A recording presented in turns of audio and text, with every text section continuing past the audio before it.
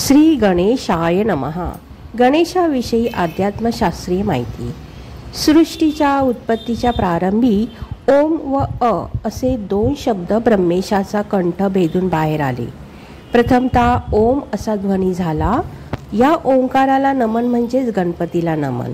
गणपती हा दशदिशांचा स्वामी आहे. त्याच्या परवानगीशिवाय इतर देवता देखील कोणत्याही दिशेने पूजास्थानी येऊ शकत नाही. गणपतीने एकदा दिशा मोकळ्या केल्या की ज्या देवतेची आपण पूजा करतो ती देवता तेथे येऊ शकते. यालाच महागणपती पूजन असे म्हटले जाते. म्हणूनच कोणतेही मंगल कार्य अथवा कोणत्याही देवतेची पूजा करताना प्रथम गणपती पूजन केले जाते. कोणत्याही लेखन कार्यास सुरुवात करताना प्रारंभी श्री गणेशाय नमः असे लिहिण्याची पद्धत आहे. कोणत्याही विषयाचे ज्ञान प्रथम बुद्धीनेच होते व गणपती बुद्धिदाता असल्याने श्री गणेशाय नमः असे गणेशाचे प्रथम स्मरण करून मगच आपण इच्छित विषयाकडे वळतो. महाभारत लिहिण्यासाठी महर्षी व्यासांनी बुद्धिमान अशा गणपतीची लेखनिक म्हणून निवड केली.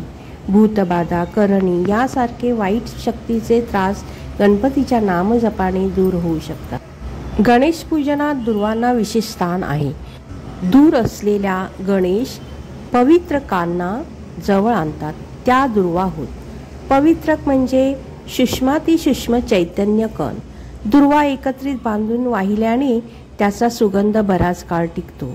त्या जास्त वेळ ताज्या राहाव्या म्हणून थोड्या पाण्यात भिजून मग वाहतात. या दोन्हींमुळे गणपतीची पवित्रके बराच काळ मूर्तीत राहतात. चंद्र हा मनाचा कारक आहे, म्हणजे मनाला कार्य करण्यास प्रवृत्त करणारा आहे. साधकाला तर मनोलय करायचा असतो. चंद्र दर्शनाने मनाची चंचलता वाढते.